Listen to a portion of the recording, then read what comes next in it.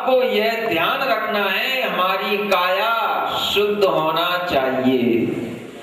चौके में तो हम नहीं पूछ सकते हैं, लेकिन यहां पर आपके लिए कुछ बता तो सकते हैं, कुछ समझा तो सकते हैं।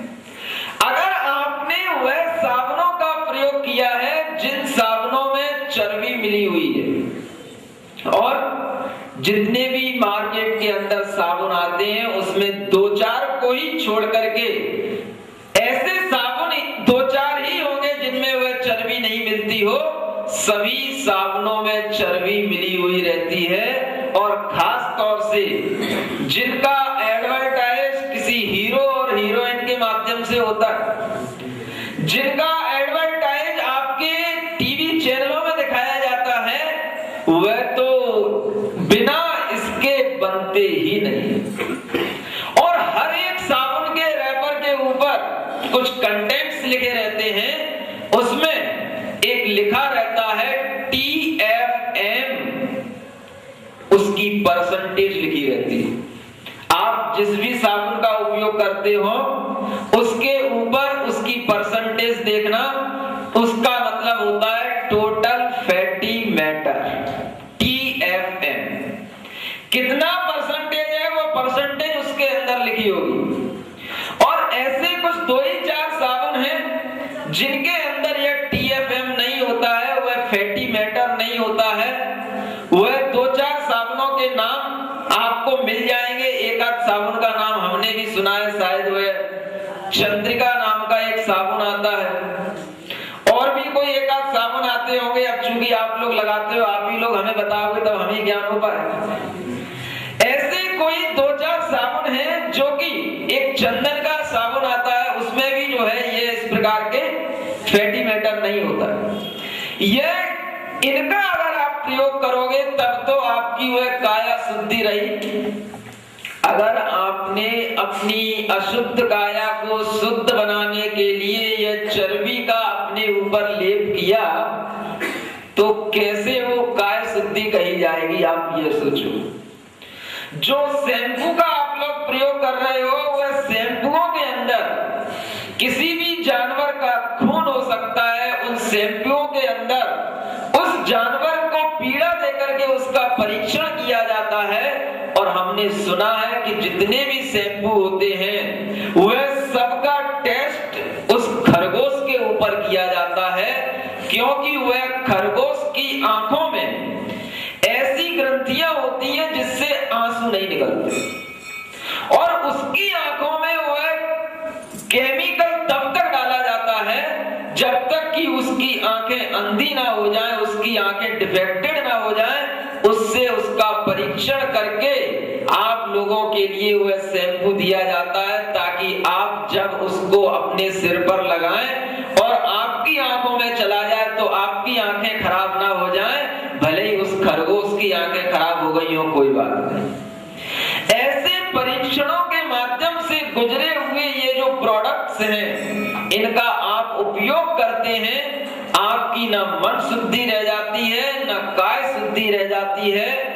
आपको अपने लिए संसाधनों का जो उपयोग करना है उसमें यह विचार और विवेक बना करके रखना है कि हम जिस चीज का प्रयोग कर रहे हैं उसमें हिंसा के साधन तो नहीं उपयोग किए गए हैं, और उसमें किसी जानवर की पीड़ा तो नहीं है, उसमें किसी जानवर का खून और उसके मांस और टिश्यू तो नहीं है। यह हम अगर ध्यान नहीं रखेंगे तो हम यह अध्यात्म की बातें सुन तो सकते हैं, लेकिन उस अध्यात्म का एक अक्षर भी हमारे भीतर उतर नहीं सकता है।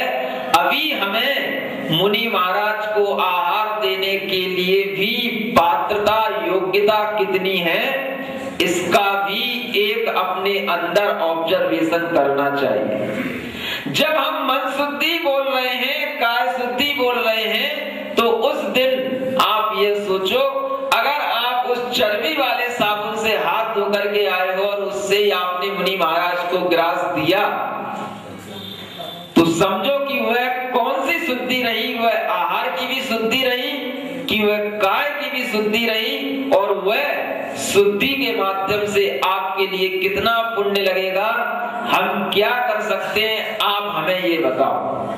हम आपको केवल बता सकते हैं, समझा सकते हैं। चौके के अंदर हर चीज तो नहीं पूछी जा सकती। आपको वह शुद्धि का ख्याल स्वयं रखना है। और उस शुद्धि में भी एक चीज और ध्यान रखा करो, आपके हाथों में कंगन होते हैं, एक अलग बात है, लेकिन कुछ ऐसे कपड़े और धागे बंधे हुए रहते हैं जो कि वर्षों पुराने होते हैं, महीनों पुराने होते हैं। यह बहुत ही गंदी चीज मानी जाती है। कभी आपके यहाँ पर विधान हुआ हो, कोई आपने कोई कार्यक्रम किया हो, उसमें कभी वो धागा बांध दिया गया हो, अब वो धागा जब तक अपने आप कट करके मिट करके न टूट जाए, आप उसको तोड़ने का भाव नहीं रखते, जबकि वह उस विधान तक के लिए ही है। वह विधान हो गया, वह धागा आपको निकाल देना चाहिए। वह धागा आपके हाथों में बना रहता है। हम उस चौके में जाकर के आपके हाथ पैर ही देखते रह गए कि आप क्या कर रहे हो, क्या से आए हो, क्या पहने हो, या हम अपनी जो है मन की शुद्धि बना करके रखा करें। इसलिए हम आपके लिए यहाँ सामूहिक रूप से कह रहे हैं कि आपके हाथों में वह पुराने धागे नहीं होने चाहिए। वह गंदगी के प्रतीक है, उसके अंदर बहुत प्रकार के बैक्टीरिया हो सकते हैं और वह शुद्ध नहीं होता है, उसे उसी समय पर उतार देना चाहिए। आपके हाथों में बहुत सारी अंगूठियां भी रहती, आप और कोई आभूषण पहने हो गले में, नाक में, कान में, उससे कोई मतलब नहीं। मेरे सामने आपके हाथ आ जाते हैं और उन हाथों में जब वो अंगूठियां भरी हुई देखता हूं तो मुझे पता नहीं क्यों थोड़ी सी गिलानी आ जाती है। हालांकि हमारे अंदर भी निर्व चिकित्सा अंग है, लेकिन उसका मतलब ये नहीं है कि हम वह गिलानी उस द्रव्य से ना करें।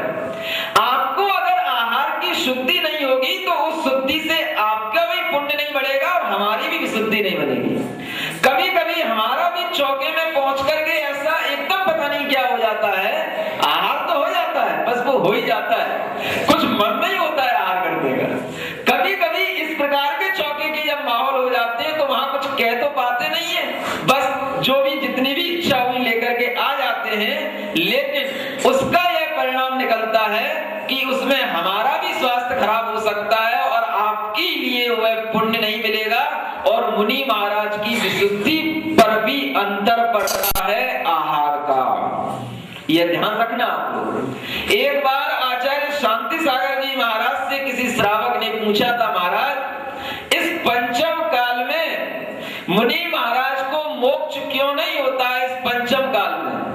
तो आचार्य शांति सागर जी महाराज ने उत्तर दिया था, इस पंचम काल में अगर श्रावक की विशुद्धि इतनी हो जाए कि वह श्रावक मुनि महाराज को इतना अच्छा आहार करा दे कि वह पूर्ण रूप से शुद्ध हो, तो वह मुनि महाराज को भी इस पंचम काल में केवल ज्ञान हो जाए। लेकिन इस पंचम काल के श्रावक अब छठे काल जैसे हो रहे हैं और वह पंचम काल के भी बने रहे तो भी बहुत बड़ी बात है, वह श्रावक के आहार के ऊपर मुनि महाराज की विशुद्धि डिपेंड करती है। और यह बात उन शांति सागर जी महाराज ने एक बार तब बताई थी कि जब वह एक ऐसे श्रावक के यहाँ आहार करने गए जहां पर उस बुढ़िया ने, उस दादी माँ ने कुछ थोड़ा सा ऐसा बना रखा था कि वह देते हुए उन मुनि महाराज के लिए अपनी भक्ति से, अपने उस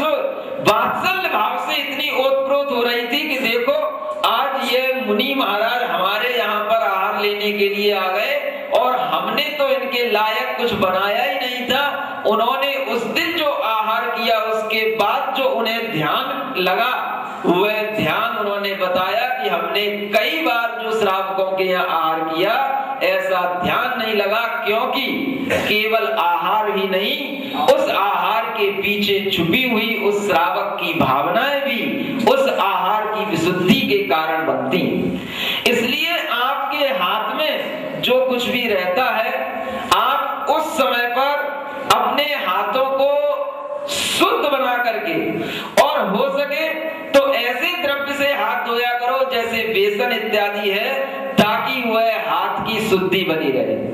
दूसरी बात, आज सब बता दें, आज हुई वह आपके हाथों के जो नाखून रहते हैं वह भी आपके लिए और हमारे लिए उस आहार की शुद्धि का कारण नहीं बनते। नाखून अगर साफ नहीं होंगे तो वह भोजन जो आप हमें दे रहे हैं वह शुद्ध नहीं हो सकता।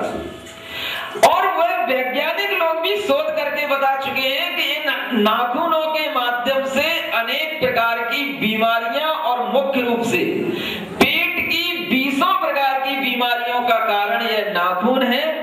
लेकिन आप क्या करें, आपकी फैशन और आपका स्टेटस उन्हीं नाखून और उस नाखूनों पे ऊपर लगाई हुई नाखूनी के माध्यम से ही बनता है। उसके बिना आपके हाथ सुंदर नहीं दिखाई देते हैं। अब हम क्या करें, आपसे आहार लें कि वह आपके हाथों की सुंदरता देखें।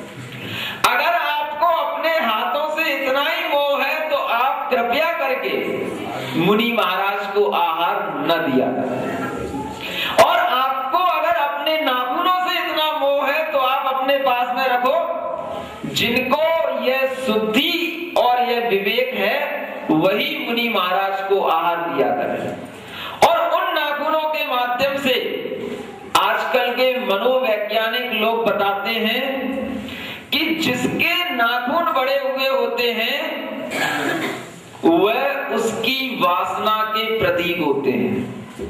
सुन रहे ना आप? जितने बड़े नाखून होंगे समझना कि उसके अंदर वह वासना की प्रवृत्ति उतनी ज्यादा जन्म ले रही है।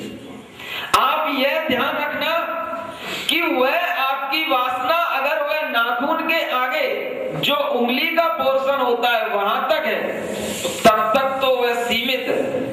उसके बाद में वह आपको काट देना चाहिए, उसको अलग कर देना चाहिए, नहीं तो वह आपके शरीर के लिए भी हानिकारक है और आपके मानसिक विकारों के लिए भी वह हानिकारक हो जाता है।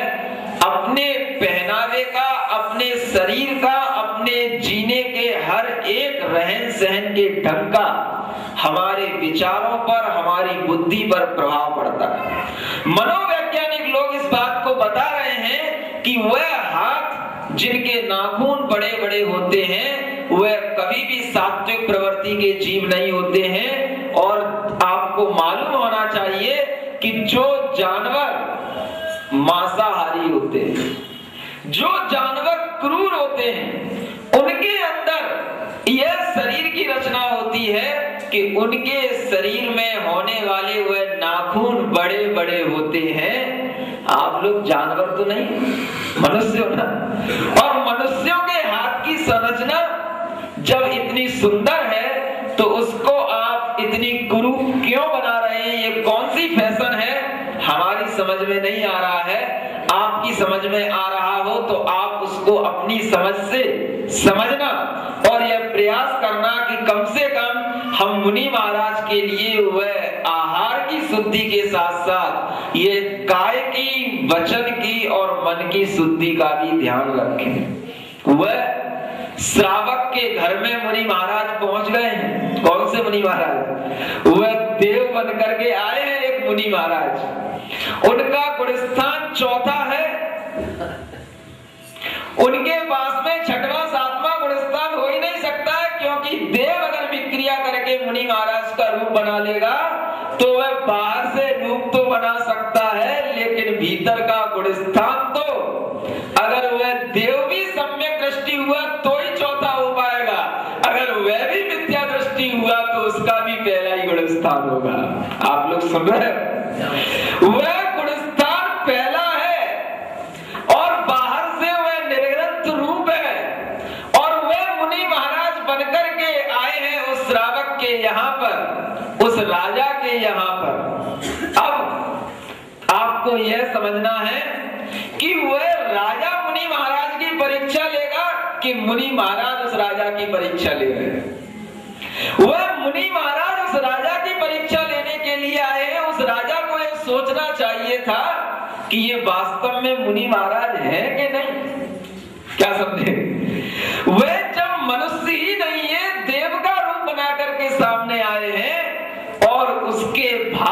को देखने का उस सम्यक दृष्टि, देखो श्रावक सम्यक दृष्टि है, इस बात की गारंटी है क्योंकि वह आचार्य महाराज ने लिखा है वह उद्दायन राजा सम्यक दृष्टि था।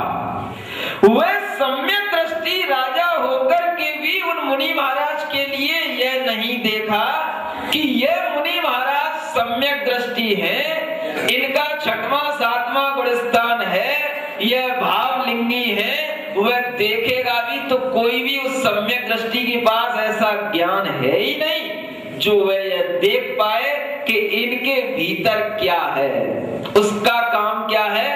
उसने जैसे ही देखा कि हमारी चौखट पर मुनि महाराज आए हैं, उसने उन मुनि महाराज का पड़गान कर लिया और पड़गान करने के बाद में उनको पूजा के द्वारा उनकी भक्ति करके शुद्धि बोल करके उनको आहार दे दिया। और आहार जब हो गया, जैसे ही बैठे मुनि महाराज पूरा वहीं पर उस चौके के अंदर बमन कर दिया। पूरे चौके में वह दुर्गंधित वह बमन कर दिया और जितना भोजन लिया था वह सब दुर्गंध के रूप में वहां बाहर दिखाई देने लगा। अब आप सोचो वह राजा और उसकी मानसिकता, वह राजा सोचता है कि अरे हमसे ये क्या अनर्थ हो गया, हमने ये कैसा भोजन मुनि महाराज के लिए दे दिया कि जो भोजन उनके लिए दिन भर की रत्नत्रय की आराधना में काम आना चाहिए, बजाय उसके वह उल्टे के स्थान पर बिठाया, उनकी सेवा की और उनके लिए बार बार चरणों में क्षमा के भाव रखते हुए बार बार उनसे क्षमा मांगते हुए कि महाराज हमसे अपराध हो गया, हमसे अपराध हो गया, वह क्या गलती हो गई हमें समझ में नहीं आया कि हमने आपके लिए ऐसा क्या विकृत आहार करा दिया कि आपके नाश कर दिया। और उसके अंदर यह भावना बनी हुई है कि हमारी गलती हो गई है, हमारा कोई उसमें दोष रह गया है। यह आत्मग्लानि और आत्मगर्हा यह उस सम्यक दृष्टि का लक्षण होता है। दूसरे की निंदा करना यह सम्यक दर्शन का लक्षण है ही नहीं। वह आत्मग्लानि और आत्मनिंदा से भरा हुआ रहता है। और उस समय पर जब उसने उन मुनि महाराज के चरणों में अपनी यह भावना रखी और उनसे क्षमा की, प्रार्थना की, तो उस समय पर वह अपने वास्तविक स्वरूप में आकर के वह देवता कहता है, राजन तुम पास हो गए। हमने स्वर्ग में तुम्हारी चर्चा सुनी थी कि तुम्हारे अंदर मुनि महाराज के प्रति बिल्कुल भी द्वेष भाव नहीं है, घृणा का भाव नहीं है, और वह घृणा का भाव वह हमारे शरीर के रूप में हमारे सामने आ गया और वह पुद्गल का परिणमन है, ऐसा सोच करके निर्विचिकित्सा निर्जुगुप्सा गुण प्रीतिर्मता निर्विचिकित्सता, आपकी वह जो हमारे गुणों के प्रति प्रीति बनी रही कि देखो मुनि महाराज की साधना करने के लिए वह आहार था, लेकिन वह उस साधना के लिए काम नहीं आ पाया और क्रिया बना करके आए हैं, लेकिन उसके सम्यक दर्शन में कोई दोष नहीं लगा उस श्रावक के, उस राजा के सम्यक दर्शन क्यों नहीं लगा?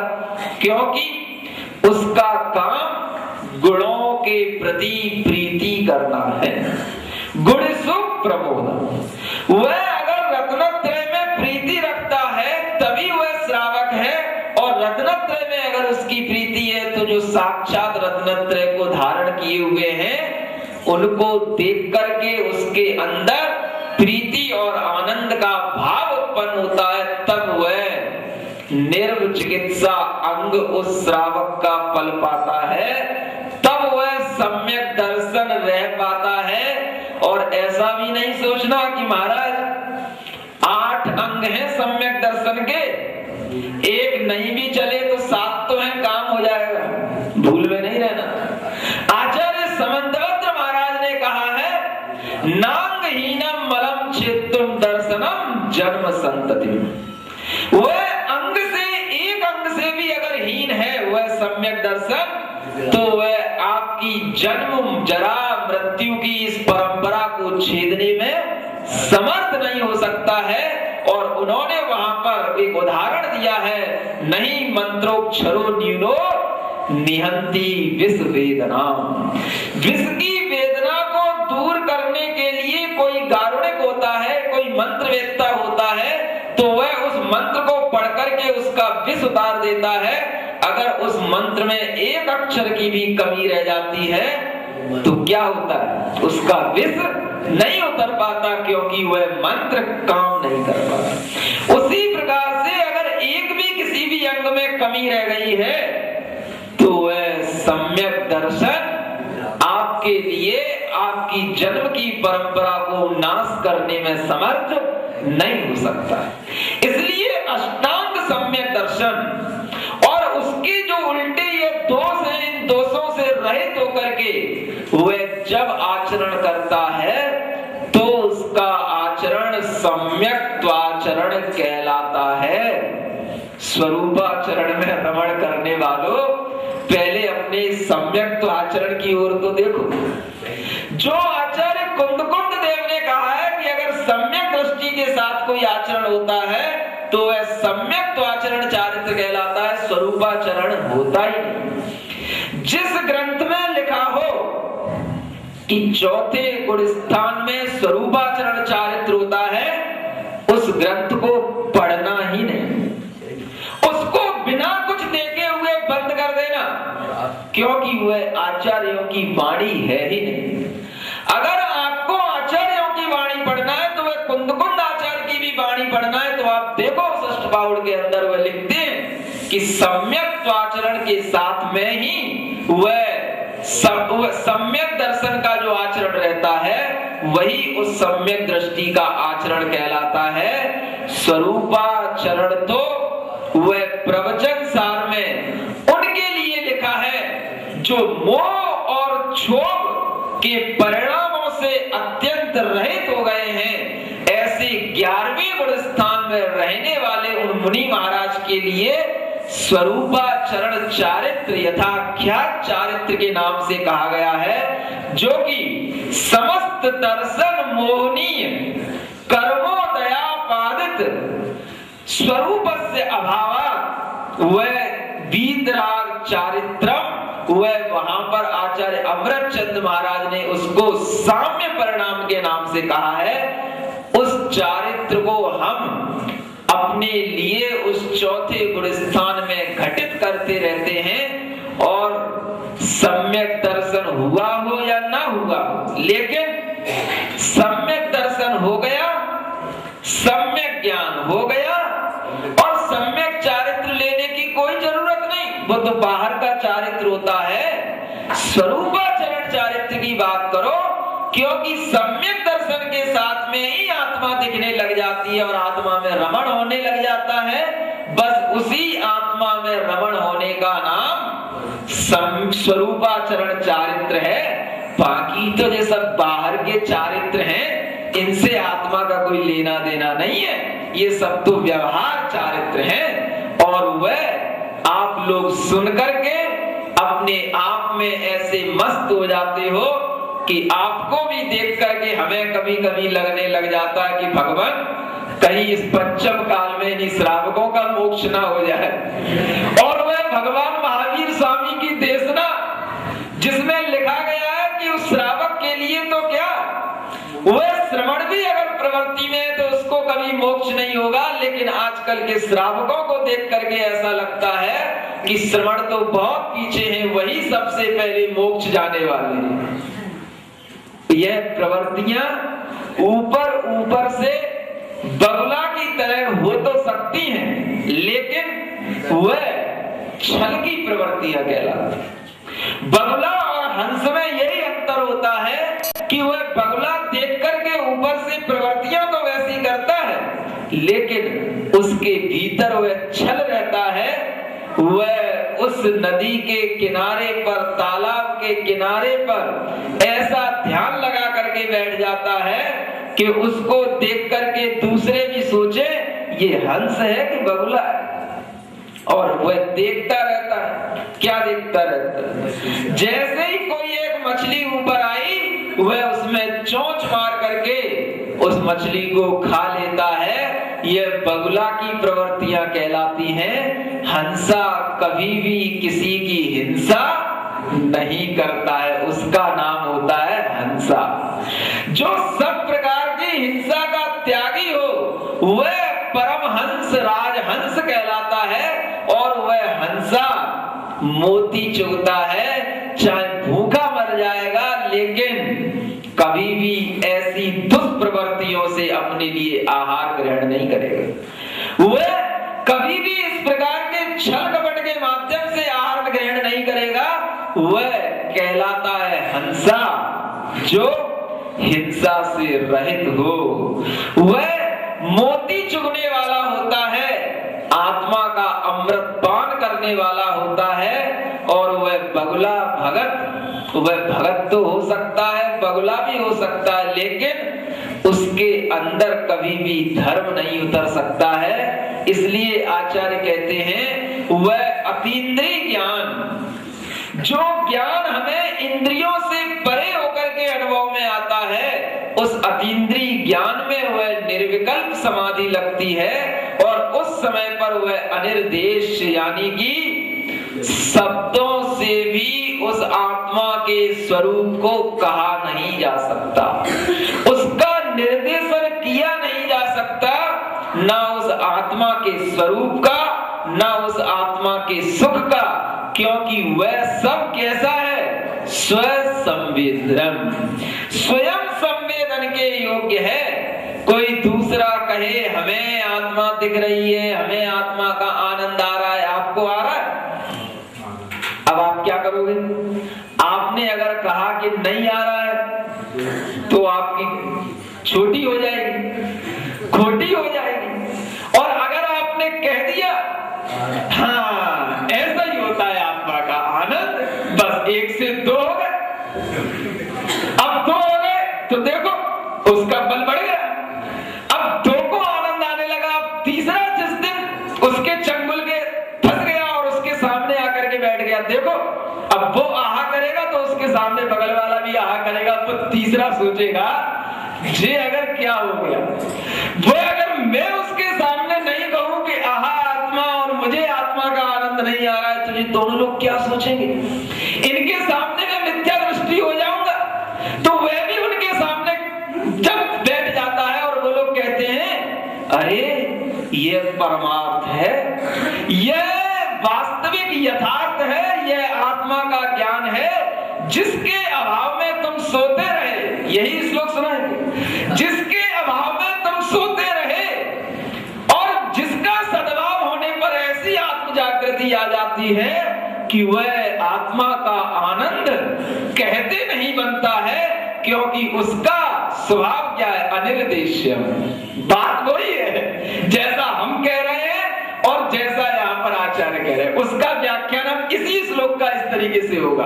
वह कहा नहीं जा सकता है, उसका अनुभव किया जा सकता है। आप उसका अनुभव करो, आंख बंद करो और देखो वह अनिर्देश्य स्वभाव वाला है, अतीन्द्रिय है। और अगर वह अनुभव में आ जाए तो समझ लेना तुम सम्यक दृष्टि हो गए। बस अब वो सामने वाला प्रेशर में आ गया।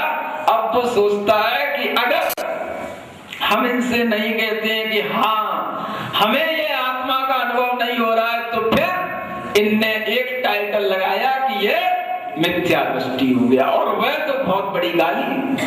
अब वह इस डर के मारे वह पुनः उनसे हाथ जोड़ करके कहता हाँ हाँ हाँ जैसा आप कह रहे हो वैसा ही अनुभव में आ रहा है, वैसा ही परमार्थ है, वही दिखाई दे रहा है। सो 2 से 3 हो गए। बस ऐसे वह संख्या बढ़ती चली जाती है, और जब वो 3 के 30 हो जाते हैं तब तो फिर बहुत दम आ गई। अब तो कोई चिंता की बात नहीं, अब तो हम आत्मा को आपके लिए दिखा ही देंगे।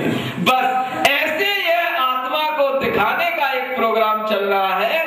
आचार्य कह रहे हैं कि देखो कि किसके लिए क्या लिखा जा रहा है।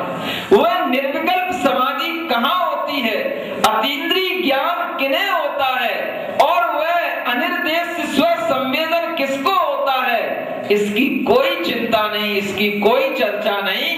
बस जो हमें हो रहा है उसको बस तुम जानने का प्रयास करो।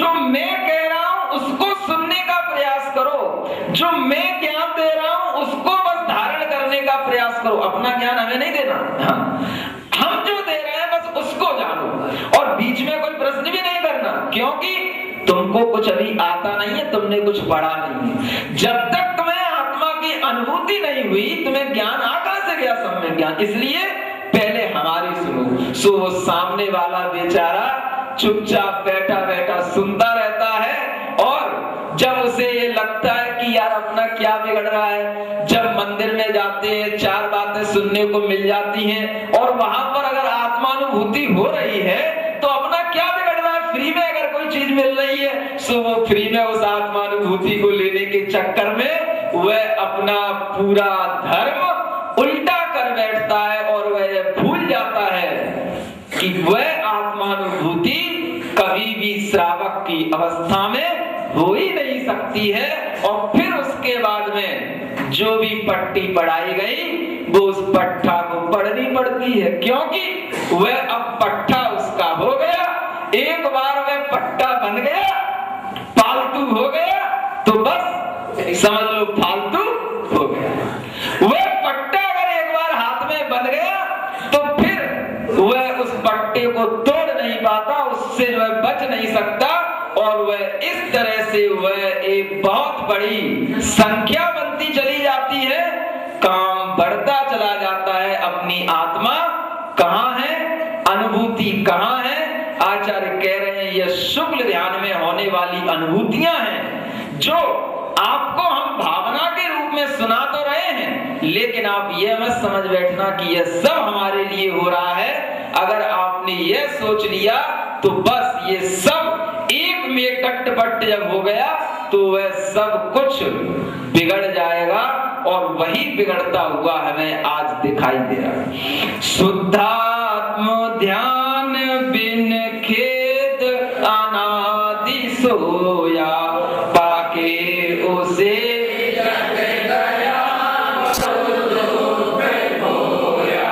आनंद जो मिल गया निज गम्य रम्य, स्वामी अतीन्द्रिय अपूर्व न।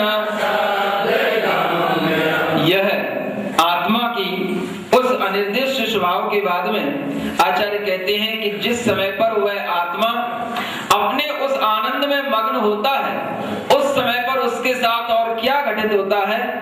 क्षीयन्ते त्रैव रागाद्यास् तत्त्वतो मां प्रपश्यतः बोधात्मानं ततः कश्चिन् न मे शत्रुर्न च प्रियः।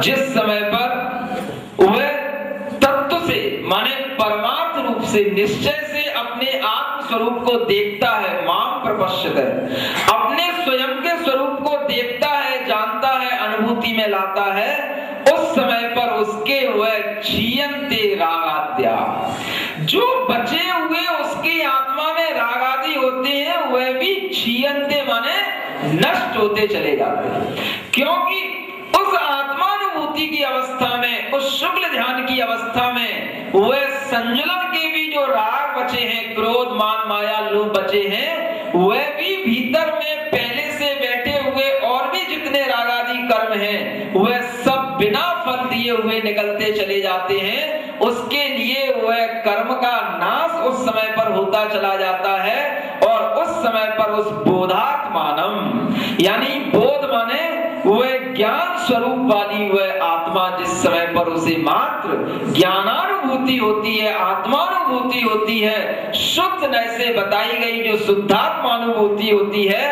उस समय पर न उसका कोई शत्रु होता है न उसका कोई मित्र होता है। उस समय पर उसे कोई मार भी देता है तो भी उसके लिए वह यह नहीं देखता कि ये मेरे पूर्व जन्म का है अथवा इस जन्म का शत्रु है, वह अपने आत्म ध्यान में ही लीन रहता है। ऐसी उस स्थिति में उसके लिए न कोई शत्रु रह जाता है न कोई मित्र रह जाता है, वह अपने ज्ञान आत्मा की अनुभूति करते हुए अपने रागादिकों का क्षय कर लेता है। जैसे वह सुकुमार स्वामी, सुकौशल स्वामी, जब वह सियालनी उनके हाथ पैरों को खाने लग जाती है और उस समय पर उन्हें सब ज्ञान रहता है कि ये मेरे पूर्व भव की पर्याय की भाभी है, मेरी यह घर में रहने वाली थी, और उस समय पर उन्हें उसके प्रति किसी भी प्रकार का न शत्रु न मित्र, वह अपने आत्म ध्यान में लीन रह करके और अपने उस रागादि का क्षय करके अपना आत्म कल्याण कर लेते हैं। ये वह दशा है। देखूं यदा परम हृदय निजात्म को मैं, रागादि भाव दुखदा होती भयानक तथा न सुतेज आग, प्यारी नहीं कुसुम की। उस समय पर चाहे कोई फूलों से आरती करे, चाहे उनके ऊपर फूल फेंके अथवा उनके ऊपर बाणों से वार करे, उस समय पर वह आत्मा अपने ज्ञान स्वरूप में लीन रहने के कारण से उससे बिल्कुल भी शत्रु की कल्पना नहीं करती है। ऐसा वह स्व संवेदन ज्ञान के साथ में अनुभूत होने वाली उस आत्मा का ध्यान जब होता है तो वह आत्मा का ध्यान वह निर्विकल्प ध्यान कहलाता है और उसी में ये रागादि कर्मों का अभाव होता है। ऐसे रागादि कर्मों का अभाव इस पंचम काल में भी चलता रहता है, क्योंकि रत्नत्रय के माध्यम से वह असंख्यात गुणी कर्म की निर्जरा प्रति समय प्रति क्षण होती रहती है। और वह निर्जरा जो हो रही है उसके लिए इस पंचम काल में कहीं कोई बाधा नहीं है। इसी के दूसरे पन्ने पर आप देखो, यहाँ एक गाथा लिखी है। अज्जबि तिरयण शुद्धा अब्बा जाऊण लहदि इंदत्तम लोयंति देवत्तम तत्थ चुदाने बुद्धिम जंती। यह आचार्य कुंद देव की मोक्ष पाहुड़ की गाथा है और इसमें वह कह रहे हैं कि आज भी, अज्जबि माने आज भी, आज का मतलब इस पंचम काल में भी तिरयण शुद्धा रत्नत्रय से शुद्ध आत्माएं विराजमान हैं और वह अप्पा झाऊण अपनी आत्मा को ध्यान करके लहदि इंदत्तम इंद्रपने को प्राप्त कर लेती हैं, लोयंती देवत्तम लोकांतिक देव बन जाती हैं, तत्चुदा निब्बुधिम जंती और वहां से च्युत होकर के वह निर्वाण को प्राप्त कर लेते हैं, क्योंकि वहां से आने के बाद में वह मनुष्य भाव को प्राप्त करके निर्वाण प्राप्त कर लेते हैं, मोक्ष प्राप्त कर लेते हैं। यह आचार्य कुंद देव की वाणी आप सभी को याद होनी चाहिए। इस गाथा को याद करके रखो ताकि आप यह समझ सको कि वह कुंद स्वयं कह रहे हैं कि आज भी अज्जबी यानी कि इसी पंचम काल में रत्नत्रय से शुद्ध होकर के वह आत्मा इंद्र भी बन सकता है, लोकांतिक देव भी बन सकता है और बन भी गया तो कोई बात नहीं, उसके बाद में वह निर्वाण को प्राप्त कर सकता है। यह आचार्य कुंद की वाणी है जो हमें बताती है कि रत्नत्रय का अभाव इस पंचम काल में नहीं होता है और आत्मा का ध्यान अगर होगा तो रत्नत्रय शुद्धा अप्पा झाऊ है। वह रत्नत्रय से शुद्ध जो आत्मा है वही आत्मा का ध्यान करके इस प्रकार के इंद्र और लोकांतिक पदों की प्राप्ति करते हैं। तिलोय पंडिती में जिन लोकांतिक देवों का वर्णन आता है तो उसमें यतिवृषभ आचार्य ने लिखा है कि वह सभी देव जो बनते हैं वह पूर्व भाव में मनुष्य की पर्याय में मुनि महाराज बनकर के रत्नत्रय की आराधना करते हैं, तब लौकांतिक देव बनते हैं और हम इससे ज्यादा कुछ नहीं कह सकते हैं। यही हमारे लिए रत्नत्रय निरंतर कर्म की निर्जरा का कारण है और यही कर्म की निर्जरा धीरे धीरे मोक्ष दिलाएगी। बोलो महावीर भगवान की।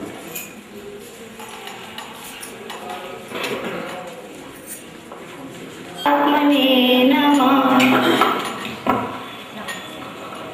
जिन बाहुबली जी के सुमरन से मिटता मेरा, जहाँ धर्म ध्यान और विश्व शांति। कि कोई मुझे इसकी तासीर बताए।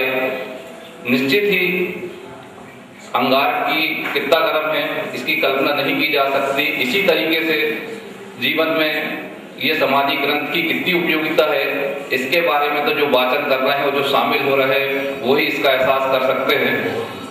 हो गई है पीर पर्वत सी पिघलनी चाहिए, हो गई है पीर पर्वत सी पिघलनी चाहिए, इस हिमालय से कोई गंगा निकलनी चाहिए। सिर्फ हंगामा खड़ा करना मेरा मकसद नहीं, मेरी कोशिश है कि ये सूरत बदलनी चाहिए। निश्चित ही ये समाधि तंत्र ग्रंथ के माध्यम से हम सबका कल्याण होगा। और इसी कड़ी में मैं महाराज जी से इसके आगे की वाचना के लिए अनुरोध करता हूँ कि महाराज जी अपनी मंगलमय वाणी से हम सबको कृतार्थ करेंगे। नमस्ते। तो उस समय पर उसे अपने आत्मा का ज्ञान होता है और साथ साथ इस संसार में रहते हुए जो शत्रु और मित्र उसके कई बार बने हैं, उन सभी शत्रु और मित्रों की परिकल्पना धीरे धीरे समाप्त होती है। इस अनंत संसार में इस जीव को रहते हुए अनेक प्रकार के संबंध मिले हैं और उन संबंधों में हमेशा हमेशा राग के कारण से मित्र और द्वेष के कारण से शत्रु बनते रहे। वैसे तो देखने में कभी कभी ऐसा लगता है कि हमारे जीवन में कोई शत्रु नहीं है, और कभी कभी अगर हम ये भी देखना चाहें कि हम किसी के मित्र भी नहीं है, हमारा कोई मित्र भी नहीं है, यह भावना भी हम बड़ी जल्दी कर सकते हैं। लेकिन यथार्थ में जब हम देखते हैं तो आचार्य कहते हैं कि जब तक हमारे अंदर राग आदि का अभाव नहीं होगा तब तक हम शत्रु और मित्र के बीच में समता भाव धारण नहीं कर सकते, और कहीं ना कहीं हमारे अंदर शत्रु और मित्र की कल्पना बनी ही रहती है। जब तक हमारे साथ में कोई बुरा नहीं करता तब तक वह हमारे लिए ना शत्रु होता है ना मित्र होता है। लेकिन यदि कोई थोड़ा भी हमारे साथ बुरा कर देता है तो हमारे अंदर उसके प्रति द्वेष की भावना और शत्रु की परिकल्पना आ जाती है। उसका कारण यह है कि आचार्य कहते हैं यह रागादि भावों का क्षय। रागादि का मतलब होता है अपने अंतरंग में जो अनंतानुबंधी आदि कसाएं हैं उनका अभाव होना। अनंतानुबंधी आदि कसायों का जब तक आत्मा में सद्भाव है तब तक वह आत्मा भले ही कितना शांत दिखे, लेकिन उसके अंदर वह शत्रु और मित्र की कल्पना आ ही जाती है, और वह शत्रु और मित्र की कल्पना उसे क्षुब्ध भी कर देती है, व्याकुलित भी कर देती है, और वह कल्पना धीरे धीरे अगर कम होगी तो वह अनंतानुबंधी कसाय का अभाव होने पर जब अप्रत्याख्यानावरण कसाय का अभाव आता है तो उसमें कल्पना में कमी आ जाती है। चाहे वह श्रावक हो, देशव्रती हो अथवा अव्रती हो, अगर वह श्रावक भी मित्रता की भावना रखता है, वह श्रावक भी सबके प्रति हित की भावना रखता है, तो आचार्य कहते हैं कि उसका धर्म वहीं से प्रारंभ होता है। अनंतानुबंधी कसाय के अभाव में ही सम्यक दर्शन की प्राप्ति होती है, और उस सम्यक दर्शन के सद्भाव में ही जो आत्मा में धर्म उतरता है, उस धर्म के साथ में उसके अंदर दया भाव का प्रादुर्भाव होता है। आचार्य कुंदकुंद देव ने कोई परिभाषा दी है तो उन्होंने कहा है धर्मस्य मूलो दया।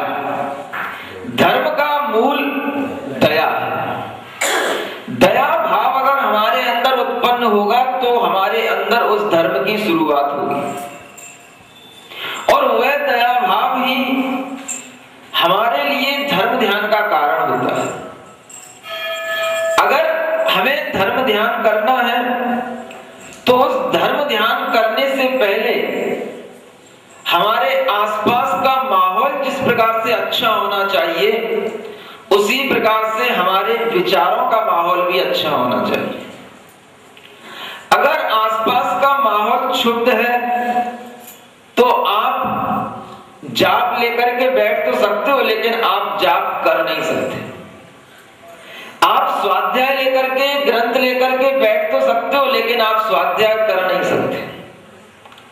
अगर आप घर से लड़ करके आए हैं, घर में कोई क्लेश है और आप पूजन करने के लिए चले आए, आप भगवान के सामने खड़े तो हो जाओगे, लेकिन आपका मन उस क्लेश के कारण से उस पूजन में नहीं लगेगा। स्वाध्याय के लिए भी, पूजन के लिए भी, जप के लिए भी, तप के लिए भी एक वातावरण में शांति चाहिए पड़ती है। चाहे वह वातावरण हमारे घर का, परिवार का हो, हमारी समाज का हो, हमारे देश का हो, अथवा इस विश्व का हो, क्योंकि उसी शांति के लिए हम प्रतिदिन प्रार्थना भी करते हैं। हर कोई व्यक्ति जब पूजा करता है तो वह कम से कम एक शांति पाठ अवश्य पढ़ता है, और उस शांति पाठ के साथ में वह पूजा का विसर्जन करता है, और उस शांति पाठ में एक भावना आती है जो सभी के लिए आती है।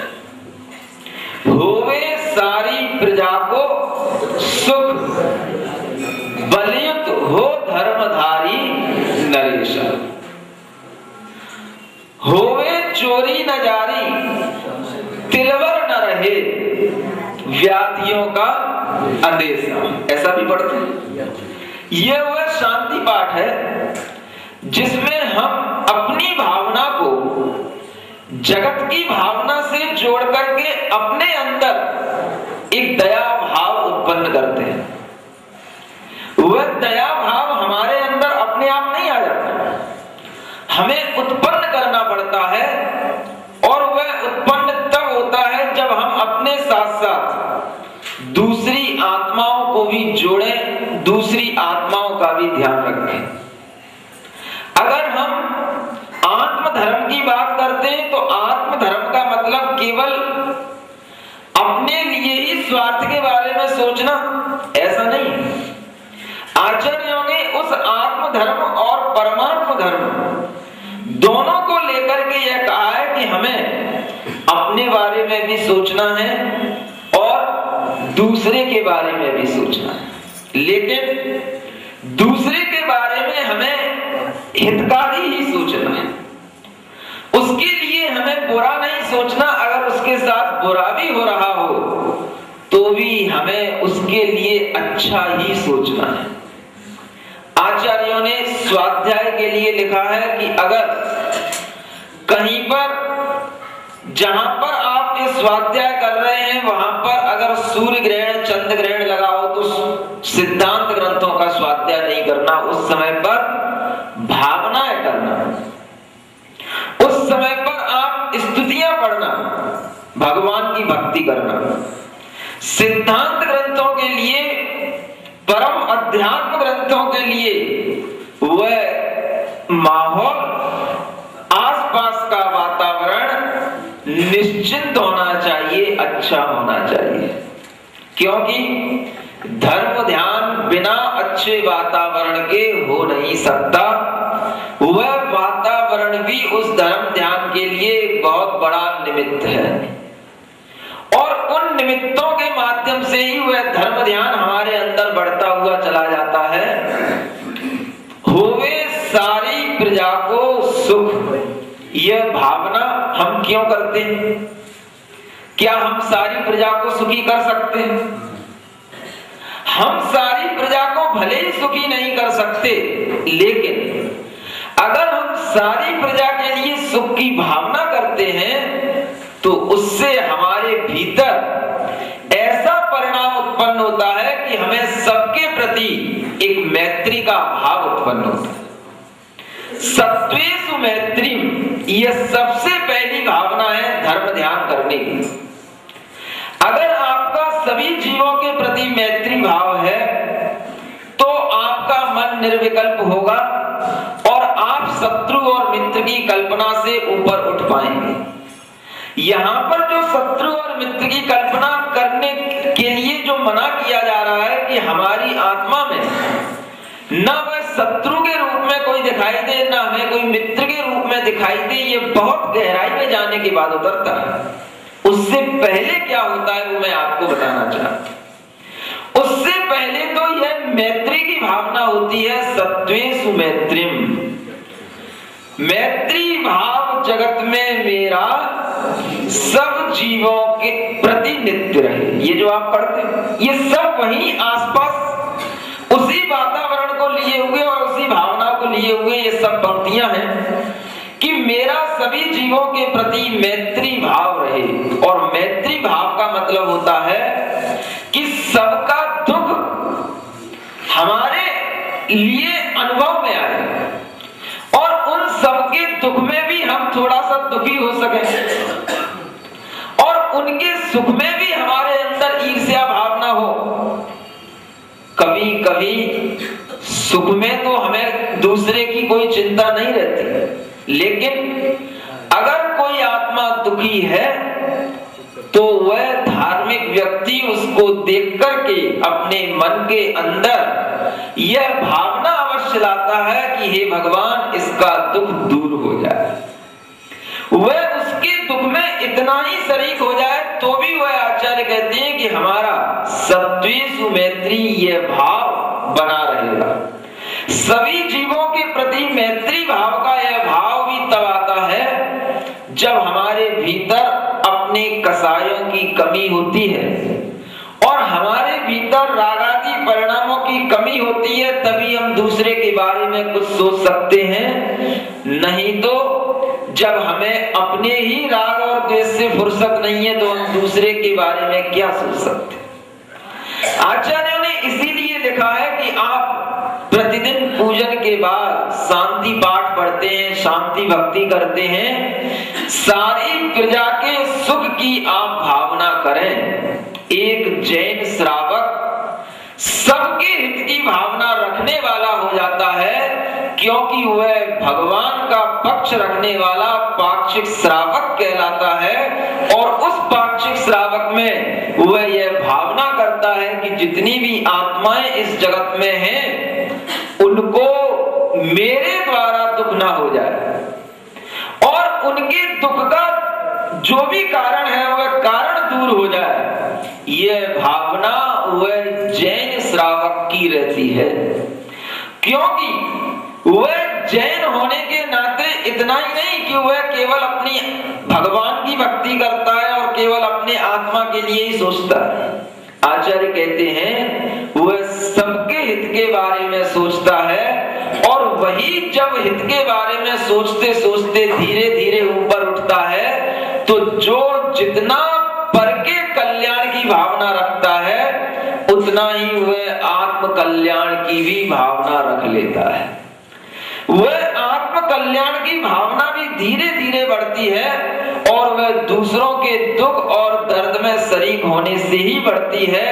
अगर हमारे आसपास का वातावरण कहीं पर क्षुब्ध हुआ हो, कहीं कोई अकाल पड़ा हो, कोई दुर्भिक्ष आया हो, कहीं भूकंप आया हो, कोई सुनामी आई हो और उसके कारण से वहां कहीं पर भी जीवों के लिए पीड़ा पहुंची हो, उनको कष्ट पहुंचा हो, तो भी वह दयालु श्रावक यहाँ पर भी बैठा बैठा यह भाव करता है कि भगवान उनके दुख दूर हो। और कहीं पर भी प्रजा के लिए, प्रजा माने वह जनता, वह व्यक्ति जो इस धरातल पर जी रहा, किसी के लिए भी कहीं पर भी कभी भी कोई अशांति ना हो, सब सुख से जिए। वह धर्म